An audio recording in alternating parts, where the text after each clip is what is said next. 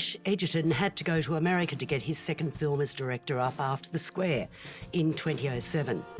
He's teamed up with his brother Joel for Gringo, a wild tale of betrayals, double crosses, infidelity, and of course, the drug trade in Mexico.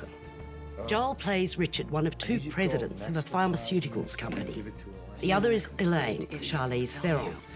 The film starts with a panicked phone call from one of their executives, a college friend of Richard's, Harold, David Oyelowo.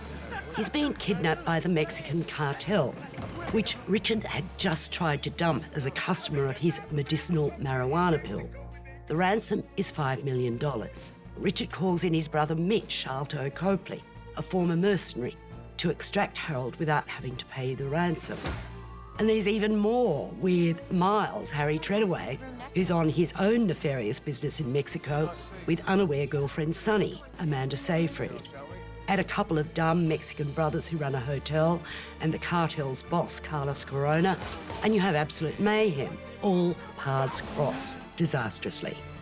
The screenplay's by Anthony Tambakis and Matthew Stone, and they've stretched the plausibility, but not the enjoyment. It's such a funny, convoluted, irreverent plot with a fabulous performance from Oyelowo, with Charlize Theron enhancing her take-no-prisoners on-screen persona. But almost the highlight of the film is Sharlto Copley as Mitch. He's a fabulous character. I had a good time with this, but I'm not so sure about Graham. No, I'm not too sure about Graham either. I didn't fully... It's the sort of film I should really enjoy. I review crime fiction, amongst other things, as a journalist, and I read a lot of pulp. But this was, genuine pulp. And on that level, it was pretty enjoyable as a kind of B-grade movie. Very sub-Elmore Leonard, but without Elmore Leonard's sense of cool. This is not a cool film. This is kind of disjointed and all over the place. You have a sense that there are a lot of hands in the making of this film, that they all sat around in a motel somewhere, sucking on weed, having a few tequilas and saying, hey, man, let's stick that in. Let's do another shootout there. Let's do some, knockabout Mexican caricatures. That'll be fun, man. It's all over the shop, this film. I actually thought that the plot was quite well constructed. Yes, there's a parallel plot that works quite effectively. I admit that. But, there are so many pieces in the puzzle in this, and they do manage to pull them all together.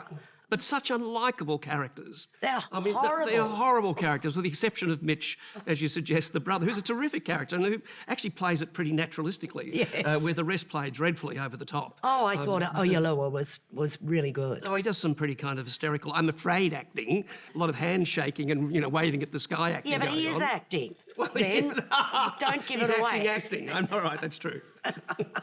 No, they were very enjoyable. I thought the stunts were good. Well, Edgerton is a stunts director, that's all well done. Though he tends to sort of prefigure the stunts. You can sort of sense him placing his characters in a position where something's going to happen to them. A car's going to hit them or a building is going to drop on them or something. You're so suspicious. There are a few good comic sequences, it must be admitted. And as I say, the pulpishness of it is quite attractive. Yeah. And the south of the border madness and mayhem is also attractive. And she is so vile. She's terrifically vile. What a wonderful character. I don't think I've seen anyone quite as attractively, sexily vile as that since a 40s movie that I may have watched 40 years ago. She's fabulous. Well, look, I'm giving this 4 stars. I'm giving it 3.